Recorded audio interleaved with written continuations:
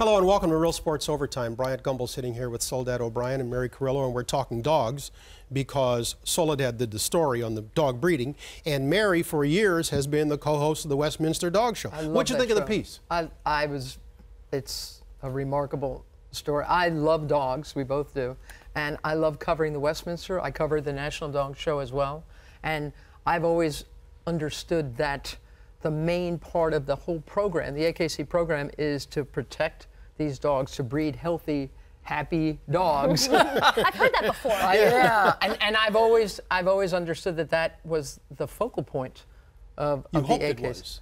I assumed it was, yeah. And now Why are they so, I won't even say reluctant to change the breed standards, because they've said they just won't. So it's not even a reluctance. It's an absolutely, they will not change the breed standards. When ultimately, to me, it seems that it could ferret out those bad breeders who are breeding for those characteristics that are sort of over to the edge and could win in the show. Here's one of the reasons I love dogs so much, is because of in all of the animal kingdom, there are more varieties of dogs than any other animal.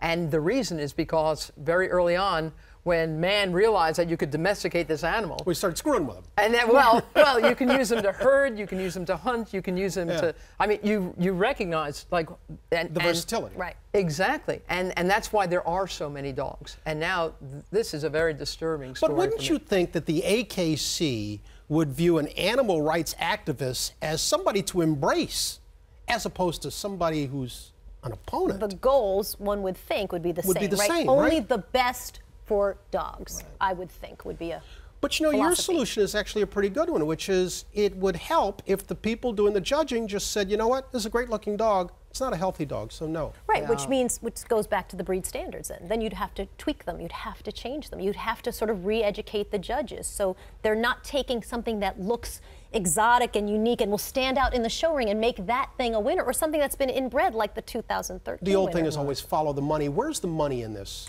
Is there a lot of money in dog breeding? Is there a lot of money in dog shows? Yes, you can spend a lot of money, but you know, it doesn't make the breeders, like, they're not raking in the bucks. It's a very expensive sport.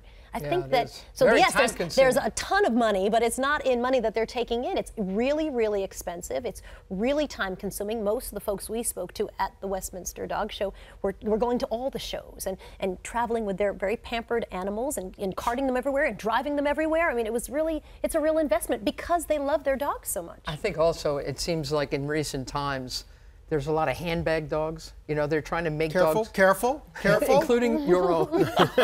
No, I mean, not the handbag, but the dog. Go ahead. You know, you're going for cute. You're going for small. You're going for, this is a city dog. This can, it's got to be a dangerous thing to be changing the physiology of these beautiful animals. Yeah, it's become an accessory instead of something that's really living and needs to be cared for. They can't do what they were originally supposed to do, right? A bulldog. Look at most of the bulldogs you see walking down the street in New York City. Could that thing bait a bull? That was their job, right? To fight bulls. Most of them couldn't. You'd have to, like, pick it up and hold it up. I hope a lot changes. I really do. I hope this story. Before we get away, let me take one hard left turn and pick your brain for 2 seconds.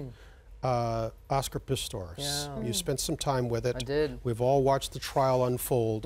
Where do you think we are? Where do you think he is? I think he's in real trouble. I mean, obviously he killed Reva Steenkamp.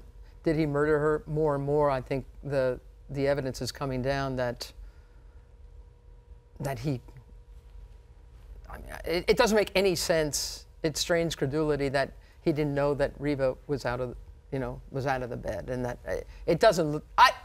This guy, I met him the year before the London Games when he was trying to qualify for the Olympics, not just, and I thought he was the most remarkable athlete I've ever met, and now I'm watching him thinking, this guy's in real trouble. The emotion he showed, the retching, the crying. You think it was genuine? You know, I'm trying to decide if it works against him or works for him, right? I don't know if it's genuine. You didn't buy it? You didn't buy it? It's I think over the top. It's so over the top that people who do this for a living say they've never seen anything like it. I find it just hard to imagine that it was. And I've read stories, people who are watching the trial, and it's so unusual because it's so confrontational in South Africa. You know what the the prosecutor can do to him to try to break him down. But I've read people say that is classic sociopathic behavior, and this is what people like him do. And I'm just thinking, no, I think he's living with incredible regret and incredible guilt. Is it a sociopath, or is it someone who is just so regretful and so guilty of, something that he's almost like regretful and guilty on cue. That's what's disturbing. Well, it's weird. It is way over the top. We'll let that be the last word. Ladies, thanks very much. Mary, Soledad, thank you. And thank you for joining us for Real Sports Overtime. Remember, you can catch a new episode of Real Sports every month on HBO.